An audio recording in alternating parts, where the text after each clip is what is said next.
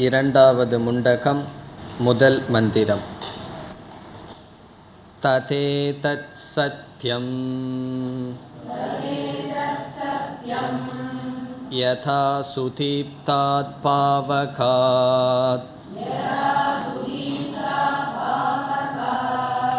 விஸ்புலிங்கா சஹஸ்ரஷ பிரபவந்தே சரூபாஹ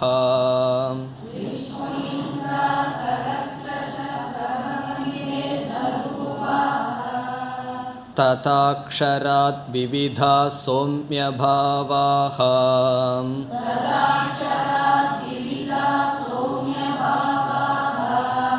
பிரஜாயந்தே தத்ர சைவாபியந்தே.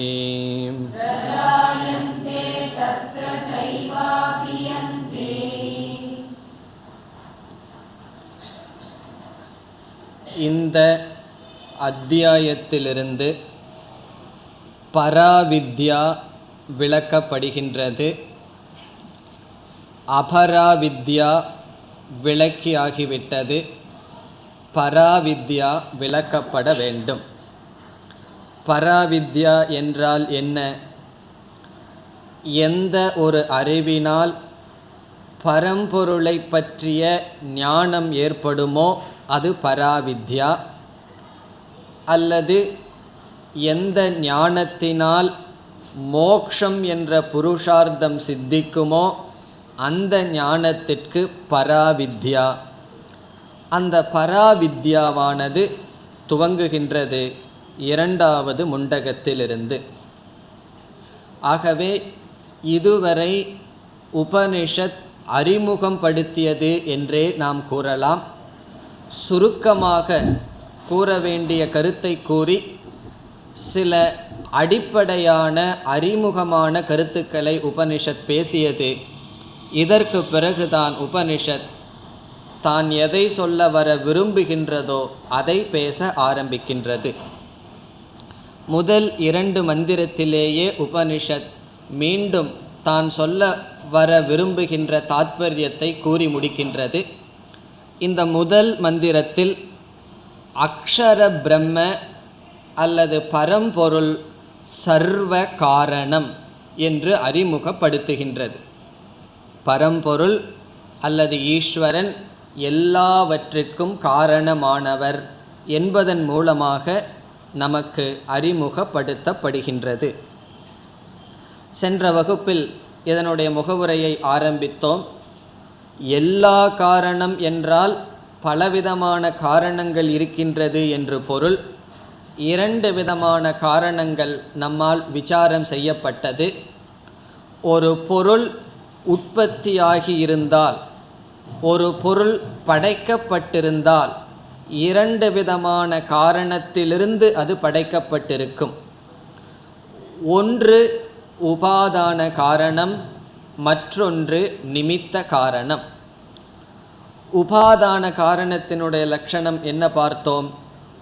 சிருஷ்டி ஸ்திதி லய காரணம் உபாதான காரணம். படைக்கப்பட்ட பொருள் எதிலிருந்து தோன்றி எதனால் காக்கப்பட்டு மீண்டும் எதற்குள் சென்று ஒடுங்குகின்றதோ அந்த காரணம் உபாதான காரணம்.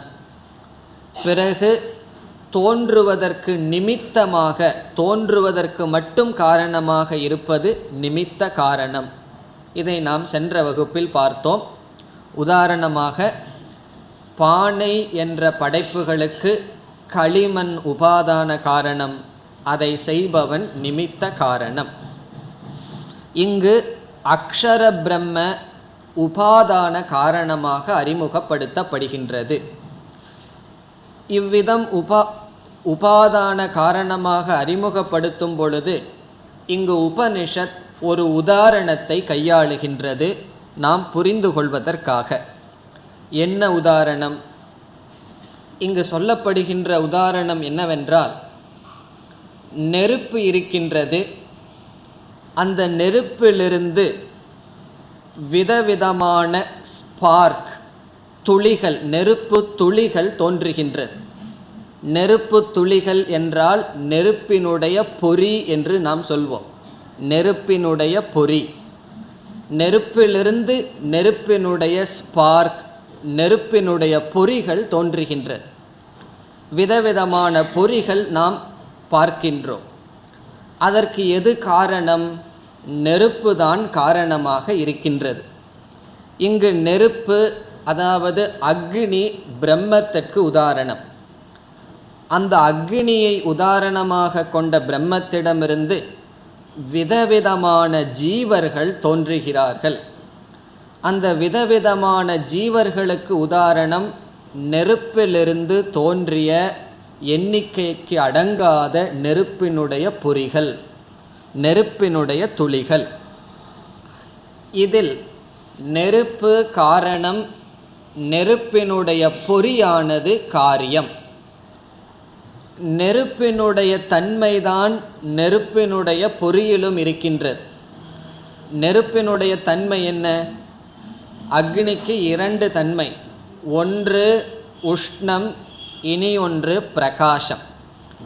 உஷ்ணம் என்பது சூடாக இருத்தல், பிரகாசம் என்றால் ஒளியுடன் இருத்தல். சூடான உஷ்ணமான பிரகாசமான அக்னியிலிருந்து நெருப்பு பொறிகள் தோன்றுகின்றது. அந்த நெருப்பினுடைய பொறிகள் எப்படி இருக்கும்? அதுவும் உஷ்ணமாக இருக்கும், அதுவும் பிரகாசமாக இருக்கின்றது.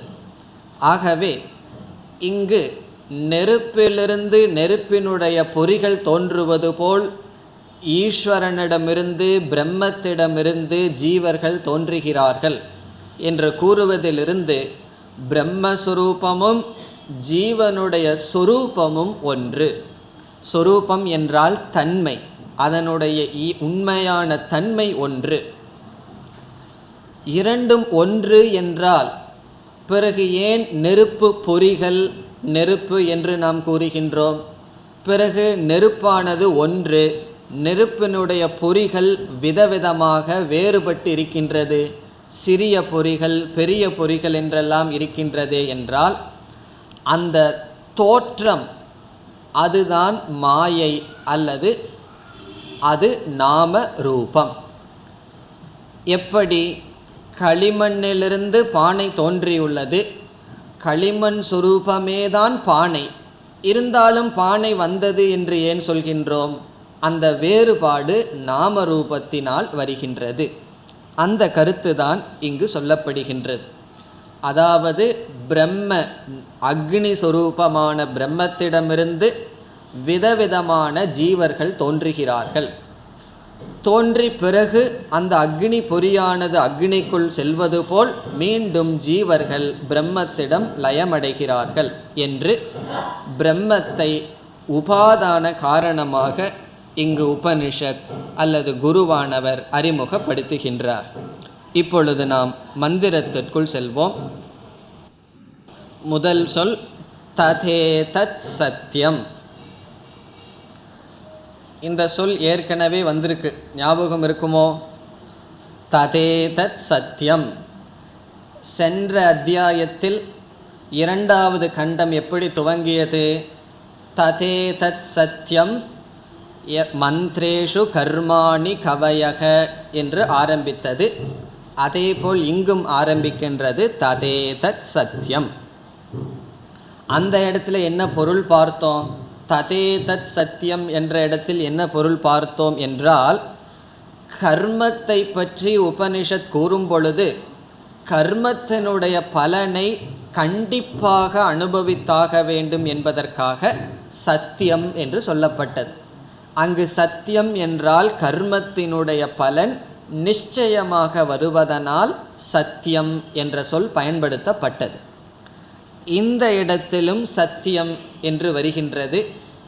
இங்கு சத்தியம் என்றால் பாரமார்த்திக சத்தியம், அதாவது சொல்ல போகின்ற தத்துவமானது சத்தியம், உண்மை. முதல் சொல் தது. தது என்பது இதற்கு முன் சொல்லப்பட்ட பரம்பொருளை பற்றியது. பூர்வோக்த அக்ஷர லக்ஷணம் என்று பொருள். தது என்றால் இதற்கு முன் பரபிரம்மத்தை பற்றி சொல்லப்பட்ட லட்சணம். இதற்கு முன் பரம்பொருளை பற்றி எங்கு லட்சணம் சொல்லப்பட்டது? முதல் கண்டத்தில் ஒரு மந்திரத்தை ஞாபகம் வச்சுக்க வேண்டும்னு சொன்னோம். அது என்ன மந்திரம்? எத்தத் அத்ரேஷ்யம் அக்ராஹ்யம் அகோத்திரம் அவர்ணம் என்ற இடத்தில் அக்ஷரத்தினுடைய லட்சணமானது சொல்லப்பட்டது. 1:1:6 1வது அத்தியாயம் 1வது பகுதி 6வது மந்திரத்தில் அத்ரேஷ்யம் அக்ராஹ்யம் அகோத்திரம் என்று எந்த ஒரு அக்ஷரத்தினுடைய லட்சணம் சொல்லப்பட்டதோ அதுதான் தது. பிறகு ஏதத் என்றால் வக்ஷ்யமான லட்சணம் அக்ஷரம். இப்பொழுது சொல்லப் போகின்ற பரம்பொருளை பற்றிய லட்சணமானது தன்மையானது சத்தியம். சத்தியம் என்றால் பாரமார்த்திகம், முழுமையான சத்தியம். கர்ம பலத்தை போன்று சத்தியம் அல்ல, அது ஆபேட்சிகமான சத்தியம். இது பூர்ணம், இது முழுமையான சத்தியம்.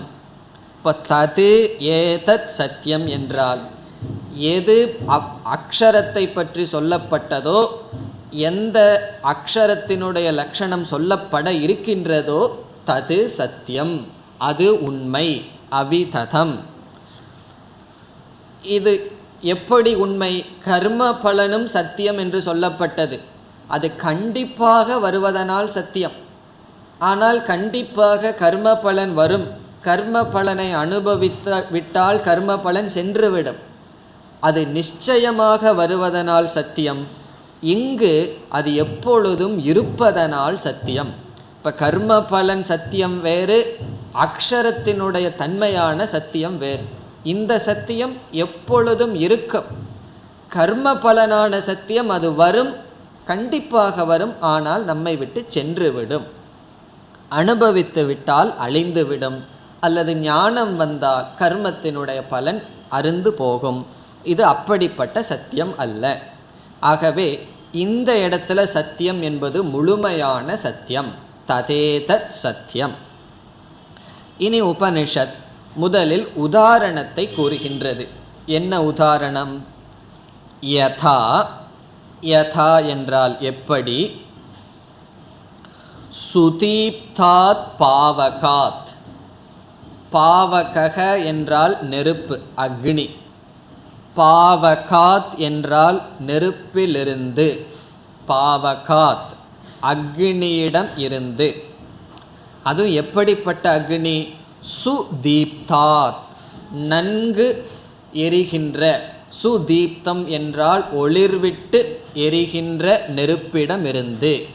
சுதீப்தாத் பாவகாத் சுடர்விட்டு எரிகின்ற நெருப்பிடமிருந்து என்ன தோன்றுகின்றது? விஸ்புலிங்காகா. விஸ்புலிங்காகா என்றால் அக்னியினுடைய பொறிகள், அக்னியினுடைய துளிகள், ஸ்பார்க்ஸ்னு நம்ம சொல்றது.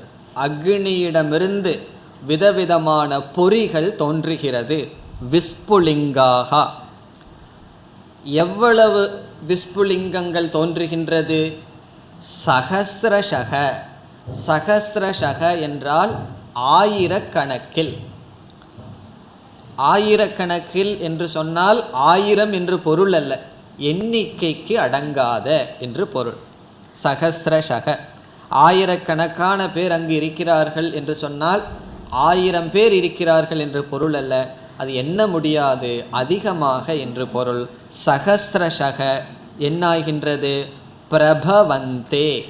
பிரபவந்தே என்றால் உற்பத்தி ஆகின்றதோ, தோன்றுகிறதோ. இங்கு எது தோன்றுகிறது? எதனிடமிருந்து தோன்றுகிறது? விஸ்புலிங்காக பிரபவந்தே. அக்னியினுடைய பொறிகள் தோன்றுகிறது, படைக்கப்பட்டுள்ளது. எதனிடமிருந்து? பாவகாத் அக்னியிடம் இருந்து. இப்போ நம்ம சாதாரண வேற உதாரணம் சொல்லணும்னு சொன்னால், களிமண்ணிலிருந்து பானைகள், விதவிதமான பானைகள் தோன்றுவது போல.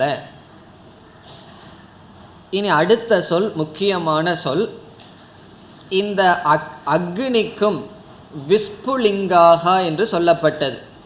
அதாவது அக்னியினுடைய பொறி, நெருப்பினுடைய பொறிக்கும் நெருப்புக்கும் உண்மையான சம்பந்தம் என்ன, உண்மையான சொரூபம் என்ன? உபனிஷத் கூறுகின்றது சரூபாகா. சரூபாகா என்றால் தோன்றுகின்ற அக்னியினுடைய பொறிகள் அக்னியினுடைய தன்மையாகவே இருக்கின்றது. இங்கு ரூபாகா என்றால் சொரூபம், தன்மை. எது சரூபாகா? விஸ்புலிங்காகா அக்னி சரூபாகா. இந்த அக்னியினிடமிருந்து தோன்றிய நெருப்பு பொறிகள் அக்னியினுடைய சொரூபமாகவே இருக்கின்றது. பிரம்மத்திடமிருந்து தோன்றிய ஜீவர்கள் என்ன சொரூபமாக இருப்பார்கள்? பிரம்மஸ்வரூபமாகவே தான் இருக்க வேண்டும். வேற ஏதாவது இடமிருந்து தோன்றி இருந்தால் அந்த சுரூபமாக இருந்திருக்கலாம். ஆனால் பிரம்மத்திடமிருந்து தோன்றினால் பிரம்மமாக இருப்பது போல், அக்னியிடமிருந்து தோன்றினால் அக்னியாக இருப்பது போல், களிமண்ணிடமிருந்து தோன்றினால் களிமண் சொரூபமாக இருப்பது போல். இப்போ முதல் 2 வரி உதாரணம். இனி 3வது வரிக்கு வருவோம். ததா. ததா என்றால் அவ்விதமே. அவ்விதம் என்றால் என்ன? எவ்விதம்.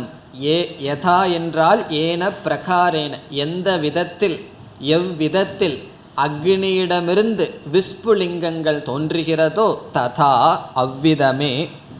அக்ஷராத். அக்ஷராத் என்றால் அக்ஷரத்திடமிருந்து. இந்த உபனிஷத் முடிகிற வரைக்கும் அல்லது எப்பொழுதுமே அக்ஷரம்ங்கிற வார்த்தை நமக்கு ஞாபகத்தில் இருக்கணும். ஒவ்வொரு உபனிஷத்தில் பிரம்மத்திற்கு ஒவ்வொரு சொல் பயன்படுத்தப்பட்டு அது தொடர்ந்து அதே சொல் பயன்படுத்தப்படும். இங்கு ஆரம்பத்திலேயே ஆசிரியர் யயா தத் அக்ஷரம் அதிகம்யதே என்று அக்ஷரம்ங்கிற சொல்ல அறிமுகப்படுத்தி விட்டார். ஆகவே இங்கு ஆசிரியர் அக்ஷரம்ங்கிற சொல்லையே கையாண்டு வருகிறார்.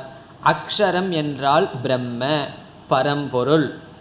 அக்ஷராத் என்றால் அந்த பரம்பொருளிடமிருந்து என்ன தோன்றுகின்றது? கடைசி சொல் 3வது வரியில் பாவாகா பிரஜாயந்தே. பாவாகா என்றால் ஜீவராசிகள். இந்த உலகம் ஜீவராசிகள். பாவாகா. பிரஜாயந்தே என்றால் தோன்றுகிறது.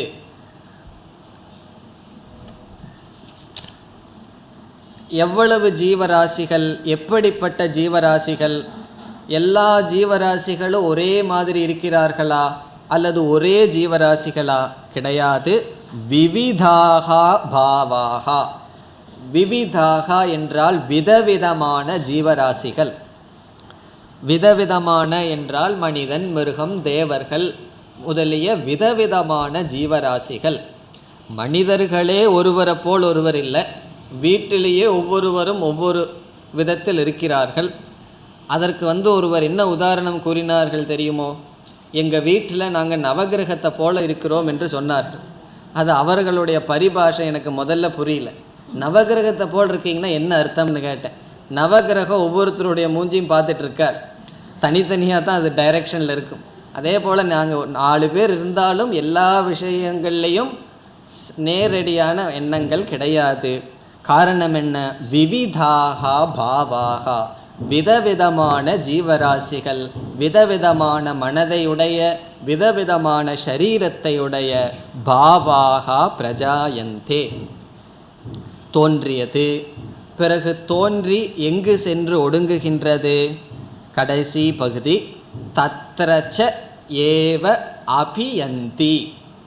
அபியந்தி ஒரே வார்த்தையாக புரிந்து கொள்ள வேண்டும். அபியந்தி என்றால் அதற்குள் செல்கின்றது. தத்ர ஏவ. தத்ர என்றால் அக்ஷரத்தில். அந்த அக்ஷரத்தில் தோன்றி அந்த அக்ஷரத்திலேயே சென்று ஒடுங்குகின்றது. தத்ர ஏவ. ஏவ வேற போடுறார் ஆசிரியர். அதற்குள் தான் ஒடுங்குகின்றது. அக்ஷரத்திடமிருந்து தோன்றி பிறகு நாம் சேர்த்தி கொள்ள வேண்டும். அக்ஷரத்தினால் காக்கப்பட்டு அக்ஷரத்திற்குள்ளேயே சென்று ஒடுங்குகின்றது. இப்போ ததா என்றால் உக்த திருஷ்டாந்தேன, உதாரணத்தில் சொல்லப்பட்டது போல இங்கு அக்ஷரத்திலிருந்து தோன்றிய ஜீவராசிகள் அந்த அக்ஷரத்திலேயே சென்று ஒடுங்குகின்றது. இப்போ இந்த மந்திரத்தினுடைய மைய கருத்து என்ன, சாரம் என்னவென்றால், அக்ஷரத்தை உபாதான காரணமாக உபனிஷத் அறிமுகப்படுத்துகிறது. அதுதான் இந்த மந்திரத்தினுடைய சாரம். அக்ஷர பிரம்மமானது இந்த ஜீவராசிகள் அல்லது இந்த உலகத்தினுடைய படைப்புக்கு உபாதான காரணம். எப்படி நமக்கு தெரியுது அக்ஷரத்தை உபாதான காரணமாக சொல்லியிருக்குமே, உபாதான காரணம்ங்கிற வார்த்தை வரலையேன்னு சொன்னால், உபாதான காரணத்துக்கு என்ன லட்சணம் பார்த்துருக்கோம்? சிருஷ்டி ஸ்திதி லய காரணம். இங்கே சிருஷ்டி லய காரணம் என்றாலே ஸ்திதியும் அதற்குள் வருகின்றது. ஆகவே அக்ஷரத்தை சிருஷ்டி ஸ்திதி லய காரணம்னு அறிமுகப்படுத்துவதிலிருந்து அக்ஷரமானது இந்த ஜீவராசிகளுக்கு உபாதான காரணம் என்று அறிமுகப்படுத்தப்படுகின்றது. இப்போ இரண்டாவது வரையில் அக்ஷராத் விவிதாக பாவாக பிரஜாயந்தே தத்ரச்ச அபியந்தி. இதில் ஒரு சொல் நம்ம விட்டுருக்கோம். மூன்றாவது வரையில் சோம்ய என்று ஒரு சொல் இருக்கின்றது. இது குருவானவர் சிஷ்யனை அழைக்கின்றார். சோம்ய என்றால் சிஷ்யனை அழைக்கின்றார். சோம்ய நல்ல மனதை உடையவன். இங்கு சோம்யங்கிறதுக்கு பிரியதர்ஷனன்னு பொருள். பிரியதர்ஷன பார்க்கறதுக்கு மிகவும் அழகாக இருப்பவனேங்கிறத நேரடியான பொருள். இங்கே அதனுடைய அர்த்தம் என்ன? அதிகாரித்துவத்துடன் இருப்பவன். அதாவது ஆசிரியருக்கு மாணவனுக்கு சொல்லிக் கொடுக்கும் பொழுது எப்பொழுது பிரியம் வரும்? நன்கு புரிந்து கொண்டு அதிகாரித்துவத்துடன் மாணவன் இருந்தால் ஆசிரியருக்கு பிரியமாக இருக்கும். அதை காட்டுகின்றார். ஹே சோம்ய, ஹே சோம்யன்னா ஹே சௌனக, ஹே சிஷ்யா, சிஷ்யனே என்று அழைத்து இந்த கருத்தை கூறுகின்றார். இப்போ இந்த மந்திரத்தினுடைய சாரம் அக்ஷர பிரம்ம உபாதான காரணம். இனி அடுத்த மந்திரத்திற்குள் செல்வோம். திவ்யோ ஹ்யமூர்த்த புருஷஹ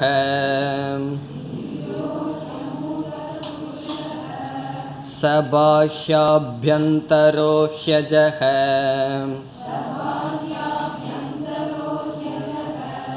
அப்ராணோ ஹ்யமனா சுப்ரஹ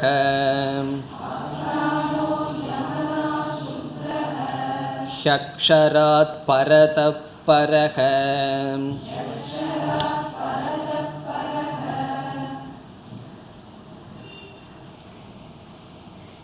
அக்ஷரமான பிரம்மன் உபாதான காரணம் என்று சொல்லும் பொழுது பிரம்மன் எப்பொழுது உபாதான காரணம் ஆக முடியும்? நம்ம உதாரணத்திற்குள் செல்லலாம். களிமண் இருக்கின்றது. அந்த களிமண் உபாதான காரணம் என்று நாம் எப்பொழுது சொல்ல முடியும்? அந்த களிமண் எப்பொழுது விதவிதமான பானையாக தோன்றுகிறதோ அப்பொழுதுதான் களிமண்ணை பார்த்து உபாதான காரணம்னு சொல்ல முடியும். பானையே கிடையாது, வெறும் களிமண் மட்டும் இருக்கின்றது ஒரு குவியலாக. அதை போய் நம்ம உபாதான காரணம்னு சொல்ல முடியுமா? எதுக்கு உபாதான காரணம்ங்கிற கேள்வி வரும். ஆகவே எப்பொழுது ஒரு பொருள் விதவிதமான காரியமாக மாறுகின்றதோ, தன்னை விதவிதமாக தோற்றுவித்து கொள்கின்றதோ அப்பொழுதுதான் அந்த பொருளுக்கு உபாதான காரணம் என்ற பெயர் வரும். இப்போ அக்ஷரத்தை உபாதான காரணம்னு எப்பொழுது சொல்ல முடியும்? இந்த அக்ஷரம் விதவிதமான ஜீவர்களாக தோன்றினால்தான் அப்பொழுது உபாதான காரணம். இப்போ உதாரணத்தில் களிமண் எப்பொழுது உபாதான காரணம்? விதவிதமான பானைகளாக மாறும் பொழுது. இப்போ களிமண் விதவிதமான பானைகளாக எப்பொழுது மாறும்? திடீர்னு விதவிதமான பானைகளாக களிமண் மாறிவிடுமா? கிடையாது. அந்த களிமண்ணுக்கு நாம் கொடுக்கின்ற விதவிதமான நாம ரூபத்தினுடைய அடிப்படையில் தான் அது விதவிதமான பானைகளாக மாறும். ஆகவே களிமண்ணுக்கு உபாதான காரணம் என்கின்ற பெயர் வர வேண்டுமென்றால் வெறும் களிமண்ணுக்கு மட்டும் அந்த பெயர் வந்துடாது. அந்த களிமண்ணோடு நாம ரூபத்தை சேர்த்த வேண்டும். நாம ரூபம்னு என்ன மறந்து போயிடலையே. நாம ரூபம் என்றால் நெத்தியில் போட்டிருக்கிற நாமம், அது அப்படி புரிஞ்சுட்டு அது குருவுக்கு போடுற நாமம் ஆயிரும், ஒன்றுமே புரியாமல் போயிடும். ஆகவே நாமம் என்றால் பெயர், ரூபம் என்றால் உருவம். களிமண்ணோடு நாம ரூபத்தை சேர்த்தும் பொழுது களிமண்ணுக்கு என்ன ஸ்டேட்டஸ் வருகின்றது? உபாதான காரணம். இதை நாம் புரிந்து கொண்டால் பிரம்மம் அக்ஷரத்திற்கு உபாதான காரணம் என்ற ஸ்டேட்டஸ் எப்பொழுது வரும்? அக்ஷரத்தோடு எதையாவது சேர்த்தணும். வெறும் அக்ஷரத்துக்கு மட்டும் உபாதான காரணம்ங்கிற தகுதி வராது. எப்படி? வெறும் களிமண்ணை போய் உபாதான காரணம்னு சொல்லிட்டு இருப்போமா? நாம ரூபத்தை சேர்த்தும் பொழுது உபாதான காரணம். அதே போல அக்ஷரத்தோடு மாயையை சேர்த்தும் பொழுதுதான் இந்த அக்ஷரத்திற்கு உபாதான காரணம் என்ற பெயர் வருகிறது. ஆகவே மாயை என்பது நாமரூபந்தான். நாமரூபம் என்றாலும் அவித்யா என்றாலும் பிரகிருதி என்றாலும் மாயை என்றாலும் ஒரே பொருள். அக்ஷரம்ங்கிற இடத்துல நம்ம நாமரூபம்ங்கிற வார்த்தையை விட்டுட்டு மாயைங்கிற வார்த்தையை பயன்படுத்துவோம். ஆகவே அக்ஷரம் உபாதான காரணம்னு உபனிஷத் சொல்லும் பொழுது உபனிஷத் என்ன செய்து விட்டது? அந்த அக்ஷரத்தோடு மாயையை சேர்த்து விட்டது.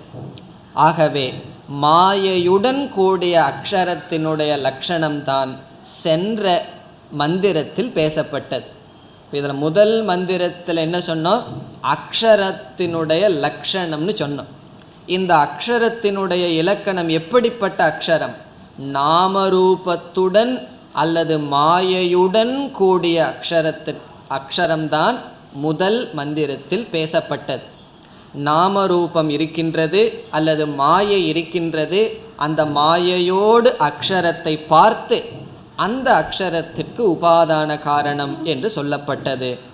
இனி இரண்டாவது மந்திரத்தில், இப்பொழுது பார்க்க இருக்கின்ற மந்திரத்தில், அந்த நாமரூபத்தை அல்லது மாயையை நீக்கி வெறும் அக்ஷரத்தை மட்டும் பார்த்தால் அந்த அக்ஷரத்தினுடைய லட்சணம் என்ன?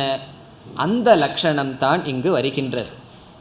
இப்போ இரண்டாவது மந்திரம் திவ்யோ அமூர்த்த புருஷக அப்ராணக அமனாகங்கிற மந்திரம் எதனுடைய லட்சணம்? இதுவும் அக்ஷரத்தினுடைய லட்சணம்தான். எப்படிப்பட்ட அக்ஷரம்? மாயா ரஹித அக்ஷரத்தினுடைய லட்சணம், மாயை இல்லாத அக்ஷரத்தினுடைய லட்சணம். அப்போ சென்ற மந்திரத்தில் எப்படிப்பட்ட அக்ஷரத்தினுடைய லட்சணம் பார்த்தோம்? மாயையுடன் கூடிய அக்ஷரத்தினுடைய லட்சணம் பார்த்தோம். இந்த மாயைக்கு இனி ஒரு பேர், அதனுடைய விளக்கம் பிறகு பார்ப்போம். உபாதி என்று சொல்வது. மாயைக்கு இனியொரு தன்மை உபாதி. ஆகவே முதல் மந்திரமானது சோபாதிக பிரம்ம லட்சணம். சோபாதிகம் என்றால் மாயையை உபாதியாக கொண்ட லட்சணத்தினுடைய அக்ஷரத்தினுடைய தன்மையை பார்த்தோம். இங்கு நிருபாதிக பிரம்ம லட்சணம், மாயை இல்லாத, மாயையை நீக்கிய அக்ஷரத்தினுடைய தன்மை. இப்போ மாயையை நீக்கிட்டோம்னு வச்சுக்குவோம். அக்ஷரத்திடமிருந்து மாயையை நாம் நீக்கிவிட்டோம். அந்த அக்ஷர பிரம்மன் தான் இருக்கு. மாயையை நீக்கினதற்கு பிறகு நம்ம அதை போய் உபாதான காரணம்னு சொல்ல முடியுமா? அதற்கு பிராணன் இருக்கு, அதற்கு மனம் இருக்கு, பஞ்சபூதங்கள் இருக்கின்றது என்று சொல்ல முடியுமா? சொல்ல முடியாது. அதைத்தான் உபனிஷத் கூறுகின்றது. அதற்கு பிராணன் கிடையாது, மனம் கிடையாது என்று. மாயையை நீக்கிவிட்டால் எந்தெந்த தன்மையை சொல்ல முடியாதுன்னு சொல்லுது. பிறகு நேரடியாக அதனுடைய தன்மை என்ன என்றெல்லாம் சொல்லப்படுகின்றது. இப்போ முதல் மந்திரம் மாயையுடன் கூடிய பிரம்ம லட்சணம். இரண்டாவது மந்திரம் மாயையை நீக்கிய பார்க்கின்ற பரம்பொருளினுடைய லட்சணம். இப்பொழுது ஒவ்வொரு சொல்லுக்கு செல்வோம். முதல் சொல் திவ்யக. திவ்யக என்றால் சைத்தன்ய சொரூபக, சித் சொரூபக என்று பொருள். சைத்தன்யம் என்றால் என்ன? ஞானம். ஞான சொரூபமானது, அறிவு சொரூபமானது திவ்யக. அல்லது இனியொரு சொரூபமானது. இரண்டாவது சொல் அமூர்த்தக. அமூர்த்தக என்றால் வடிவம் அற்றது, உருவம் அற்றது. மாயையோடு சேர்ந்துட்டா நாம ரூபம், அதுக்கு எல்லா விதமான ரூபமும் வந்துடும். மாயை இல்லாத பொழுது அமூர்த்தக, அதற்கு ரூபம் இல்லை. காரணம் என்ன? நிரவயவத்வாத், அவயவங்கள் கிடையாது. எதுக்கு உருவம் இருக்கும்? கை கால் முதலிய அங்கங்கள் இருந்தால்தான் உருவம் இருக்கும். எந்த தத்துவத்திற்கு அங்கங்களே கிடையாதோ அது உருவம் இல்லாததாக இருக்கும். ஆகவே அங்கங்கள் இல்லாத காரணத்தினால் அமூர்த்தக. இப்போ முதல் லட்சணம் என்ன? சைத்தன்ய சொரூபம், அந்த பிரம்ம உருவம் அற்றது. மூன்றாவது சொல் புருஷக. புருஷக என்ற சொல்லுக்கு இரண்டு பொருள். ஒன்று, எல்லா இடத்திலும் பூரணமாக இருப்பதனால் புருஷன், நிறைவாக அனந்தமாக இருப்பதனால் புருஷன். பூர்ணத்வாத் புருஷக. அல்லது புரி என்றால் நகரம். நம்மளுடைய உடலை சாஸ்திரத்தில் நகரத்துக்கு உதாரணமாக சொல்லப்படும். இந்த உடலில் சாட்சியாக இருப்பதனால் புருஷக. புரி சேதே இது புருஷக. ஆத்மாவாக உடலில் இருப்பதனால் புருஷக. சாதாரணமாக புருஷன்கிறதுக்கு ஆண் அர்த்தம் இருக்கு. இந்த இடத்துல அந்த பொருள் எல்லாம் கிடையாது. புருஷக என்றால் பூர்ணமாக இருப்பவர் அல்லது ஷரீரத்திற்குள் இருப்பவர். இப்போ மூன்று லட்சணம் வந்துள்ளது. திவ்யக, அமூர்த்தக, புருஷக. இனி அடுத்த சொல் சபாஹ்ய அபியந்தரக. சபாஹ்யாபியந்தரக. பாஹ்யம் என்றால் வெளியே, பாஹ்யம் என்றால் வெளியே. அபியந்தரக, அபியந்தரம் என்றால் உள், வெளியே உள்ளே.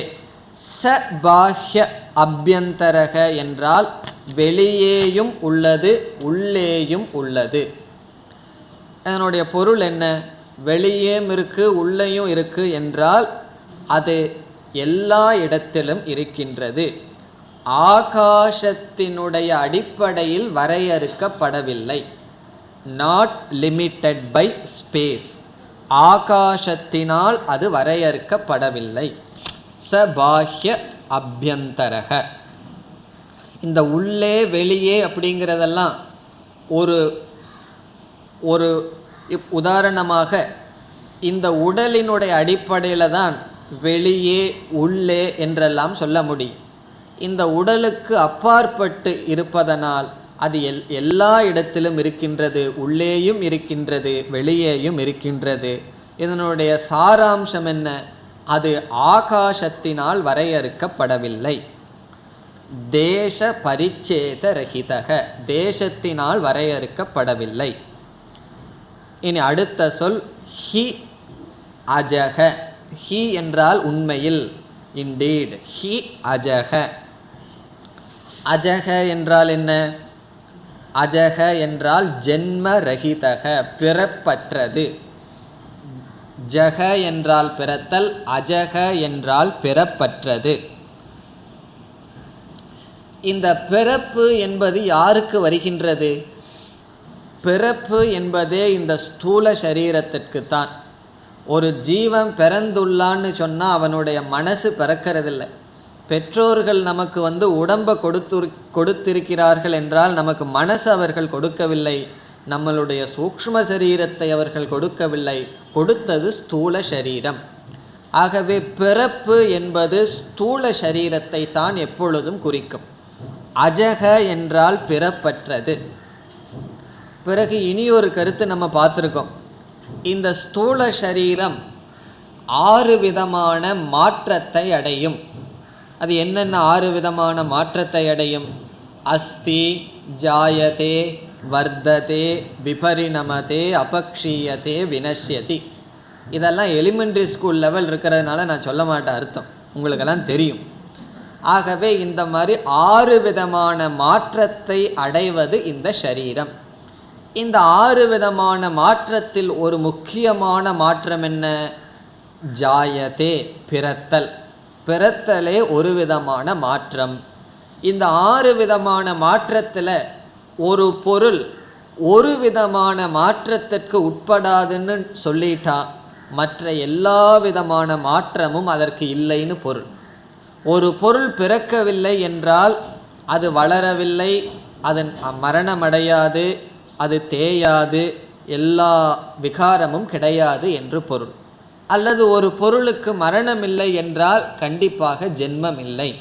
ஆகவே அஜக என்று சொல்வதிலிருந்து அந்த அக்ஷரம் ஷட் விகார ரஹிதம், 6 விதமான மாற்றத்திலிருந்து வேறுபட்டது. அந்த மாற்றம் அதற்கு கிடையாது. அப்படி ஒரு பொருள்.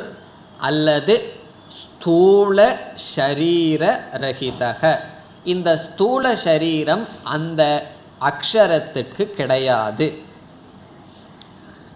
இங்கே ஏன் உபனிஷத் இல்லைன்னு சொல்லிட்டு வரணும்? ஸ்தூல சரீரம் இல்லை, இனி அடுத்தது சூக்ஷ்ம சரீரம் இல்லை ஏன்னு சொல்லணும்? காரணம், மாயையை விட்டுட்டு லக்ஷணத்தினுடைய அக்ஷரத்தினுடைய இலக்கணம் சொல்லப்படுகின்றது. ஆகவே மாயையோடு இருந்தால் என்னென்ன தகுதிகளெல்லாம் என்னென்ன குணங்களெல்லாம் பிரம்மத்துக்கு இருப்பதாக நம்ம நினைக்கிறோமோ அதெல்லாம் கிடையாது என்று நிஷேதம் செய்து வருகின்றது. இப்போ அஜக என்பதிலிருந்து ஸ்தூல ஷரீரம் அற்றது. இனி அடுத்த 2 சொல் அப்ராணக அமனாகா. அப்ராணக என்றால் மனம் பிராணன் அற்றது. பிராணக என்றால் பிராணன், வாயு விகாரம். அப்ராணக என்றால் பிராணன் அற்றது. இப்போ பிராணன் அற்றது என்றால் என்ன? அதற்கு பிராணனால் வரையறுக்கப்படுவதில்லை. நம்ம சரீரம் எதனால் வரையறுக்கப்படுகின்றது? பிராணனினால் வரையறுக்கப்படுகின்றது. அது கிடையாது. பிறகு அந்த பிரம்மத்திற்கு மனசு இருக்கோ? அமனாகா, பிரம்மத்திற்கு மனம் கிடையாது.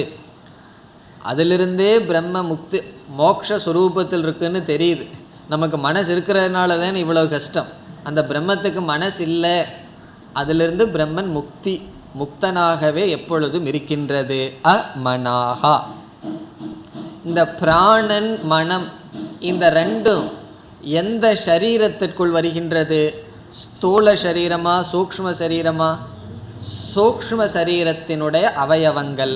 அப்ராணக அமனாக என்பதிலிருந்து சூக்ஷ்ம சரீர ரஹிதக என்பது கூறப்படுகின்றது.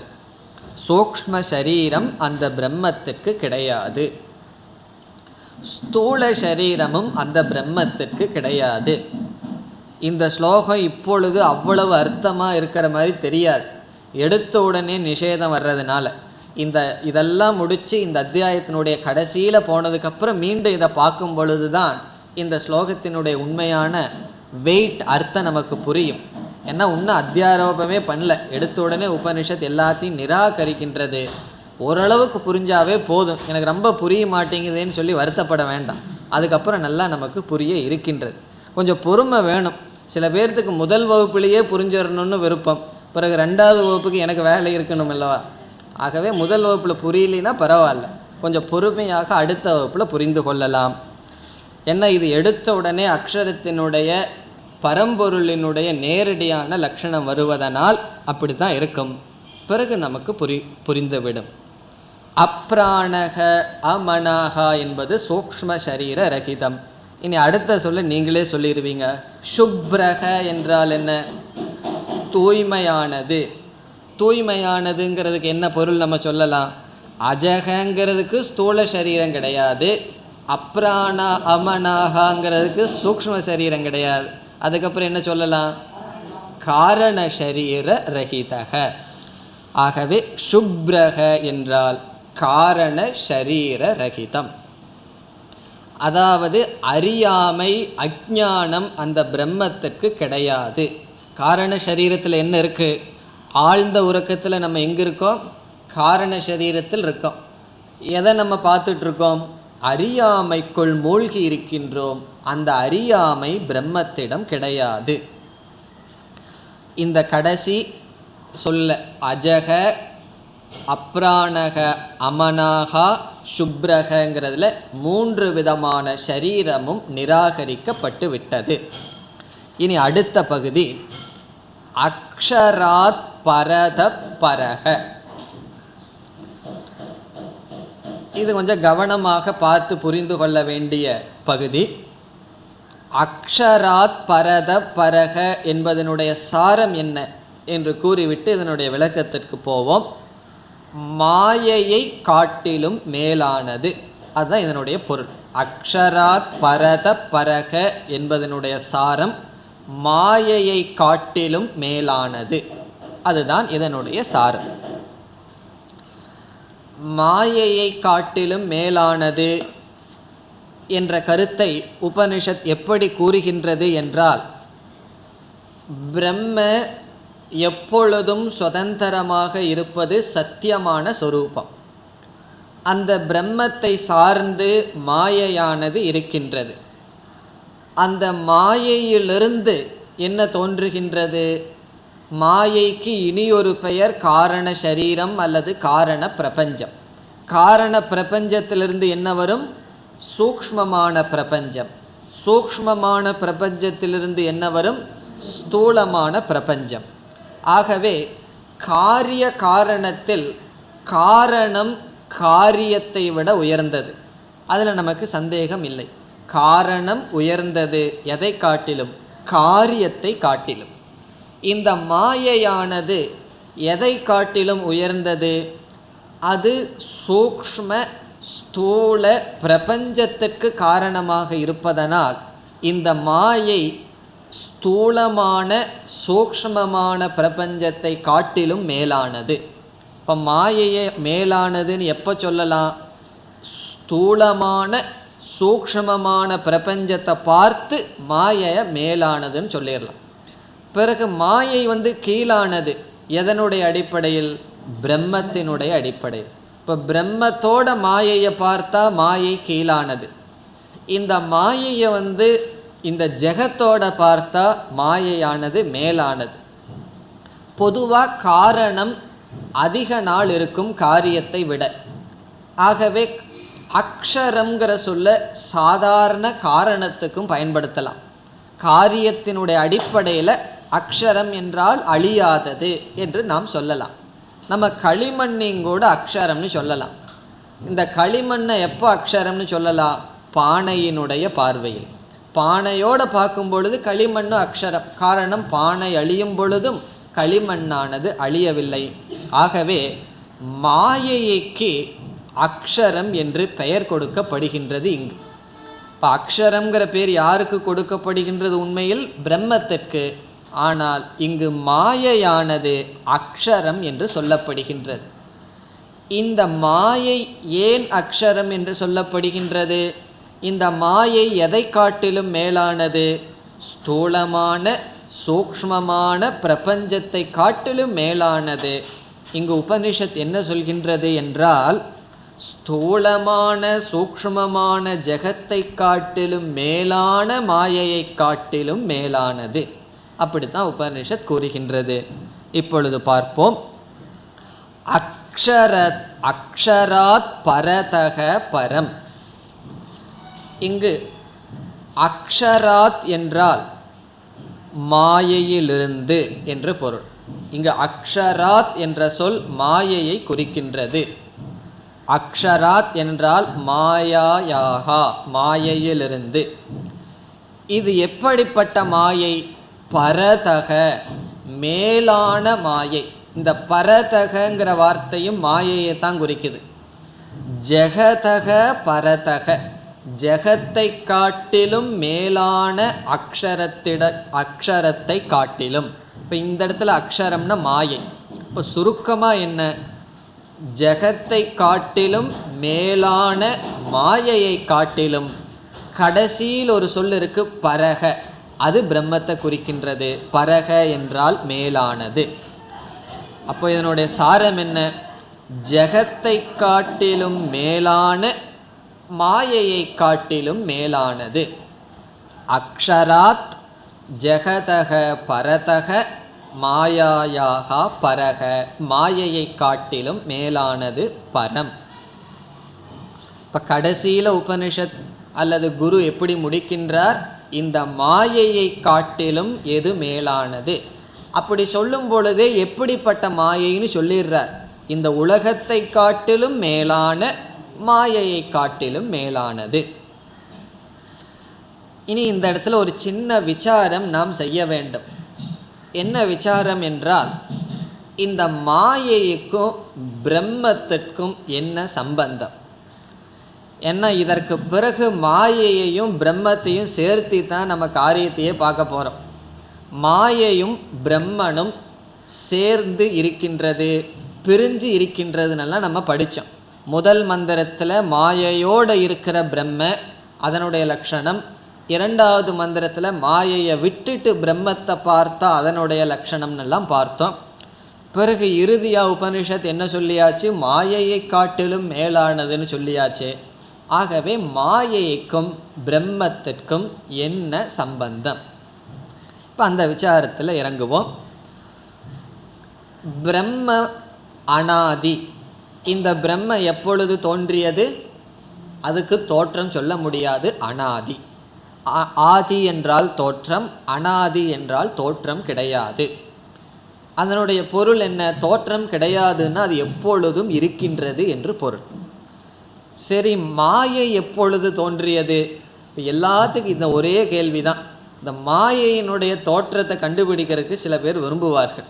மாயை எப்போ வந்தது, ஜீவன் எப்பொழுது தோன்றினான், ஜெகத் எப்போ வந்தது என்று. இப்போ மாயை எப்போ வந்தது, மாயையினுடைய தோற்றம் என்ன என்ற கேள்விக்கும் பதில் அனாதி. அந்த கேள்வியை கேட்கக்கூடாதுன்னு அர்த்தம். அது வேதாந்தத்திலேருந்து அவுட் ஆஃப் சிலபஸ்.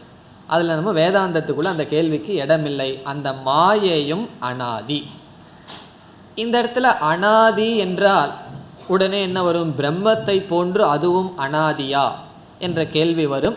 இங்கு அனாதி என்றால் அதனுடைய ஆதியை சொல்ல முடியாது. அது இப்பொழுதுதான் தோன்றியது என்று சொல்ல முடியாது. இப்போ ரெண்டு அனாதி நமக்கு இருக்கு. அது சொல்ல முடியுதோ சொல்ல முடியலையோ, பிரம்ம ஒரு அனாதி, மாயை ஒரு அனாதி. இந்த ரெண்டு அனாதியை வச்சுட்டு நம்ம எப்படி காரியம் பண்ணுறது? இந்த ரெண்டு அனாதிக்குள்ள சம்பந்தம் என்ன? இப்போ என்ன சம்பந்தம் இருக்க முடியும்? இப்போ முதல் சம்பந்தம், அதாவது பிரம்மன் வேறு, மாயை வேறு. ஏன்னா அதுவும் அனாதி, இதுவும் அனாதி. மாயைன்னு ஒன்று இருக்குது, தனியாக இருக்குது, இதுக்கு சம்பந்தமே இல்லைங்கிறது முதல் சம்பந்தம். பிரம்மத்தையும் மாயையும் சம்பந்தப்படுத்த வேண்டாம், ரெண்டும் தனித்தனியாக இருக்கின்ற பொருள்கள். மாயை என்பது தனியாக இருக்கு, பிரம்மங்கிறது தனியாக இருக்கு, செப்பரேட் என்டிட்டி. மாயை வேற, பிரம்மன் வேற. ஏன் பிரம்மனும் அனாதின்னு சொல்லி மாயையும் அனாதின்னு சொல்லும் பொழுது ரெண்டையும் நம்ம பிரித்து வச்சுக்குவோம். சிருஷ்டி காலத்தில் சேர்ந்துக்கிட்டும், அதற்கு பிறகு தனியாகவே இருக்கட்டும். இப்படி பல மதவாதிகள் இருக்கிறார்கள். மாயையை பிரம்மத்தினிடமிருந்து பிரித்து வைத்து மாயை வேறு பிரம்மன் வேறு என்று சொல்பவர்கள்தான் அத்வைதத்தை தவிர எல்லா மதவாதிகளும். அப்படி ஒரு பாசிபிலிட்டி, அப்படி ஒரு சம்பந்தம் இருக்கலாம். இல்லாவிட்டால் இரண்டாவது சந்தர்ப்பம் என்ன என்றால், இந்த மாயையானது பிரம்மத்தினுடைய ஒரு அங்கமாக இருக்கலாம். முதல்ல மாயை தனியாக இருக்கலாம், பிரம்மத்துக்கும் மாயைக்கும் சம்பந்தம் இல்லாமல் தனியாக மாயைன்னு ஒன்று இருக்கலாம். இரண்டாவது என்ன சொல்லலாம், வேறொரு சந்தர்ப்பம், இந்த மாயை எப்படி இருக்கலாம் என்றால் அந்த பிரம்மத்தினுடைய ஒரு அங்கமாக இருக்கலாம், பார்ட். பிரம்மத்தினுடைய ஒரு சக்தியாகவோ பிரம்மத்தினுடைய ஒரு அங்கமாகவோ இருக்கலாம். இந்த ரெண்டு சாதாரணமாக இந்த ரெண்டு பாசிபிலிட்டி இருக்கு, ரெண்டு சந்தர்ப்பம் இருக்கு. நம்ம என்ன பதில் சொல்ல போகிறோம்? இந்த ரெண்டும் கிடையாதுன்னு சொல்ல போகிறோம். தனியாகவும் மாயை இருக்க முடியாது, பிரம்மத்தோட சேர்ந்து இருக்க முடியாது. பிறகு எப்படித்தான் இருக்கு? அது நம்மளுடைய சித்தாந்தமாக வர இருக்கின்றது. இப்போ முதல்ல எப்படி இந்த ரெண்டு இருக்க முடியாதுன்னு பார்ப்போம். பிறகு நாம் வேதாந்தத்தில் எப்படி பிரம்மத்திற்கும் மாயைக்கும் என்ன சம்பந்தம் என்பதை இறுதியாக பார்க்கலாம். முதல் கருத்து என்ன? பிரம்மனும் மாயையும் வேறு வேறா இருக்கலாமா என்றால் இருக்க முடியாது. காரணம் என்ன? அதற்கு சாஸ்திரம்தான் நமக்கு துணை. சாஸ்திரம் பிரம்மத்தினுடைய லட்சணத்தை சொல்லும் பொழுது அசங்கக ஹி அயம் புருஷக, அது அசங்கமானது என்று சொல்லி பிறகு அத்வைதம் என்று பிரம்மத்திற்கு லட்சணம் கொடுக்கின்ற. அத்வைதம் என்று சொன்னால் என்ன? இரண்டு அற்றதாக இருக்கின்றது. பிறகு பிரம்மத்திற்கு இனியொரு லட்சணம் அனந்தம், சத்தியம் ஞானம் அனந்தம் பிரம்ம என்று சொல்கின்றது. இங்கு அனந்தம் அத்வைதம்ங்கிற வார்த்தை தான் இங்கு நமக்கு முக்கியமான சொல். இந்த சொல்லுக்கும் மாயை தனியா இல்லைங்கிறதுக்கு என்ன சம்பந்தம்?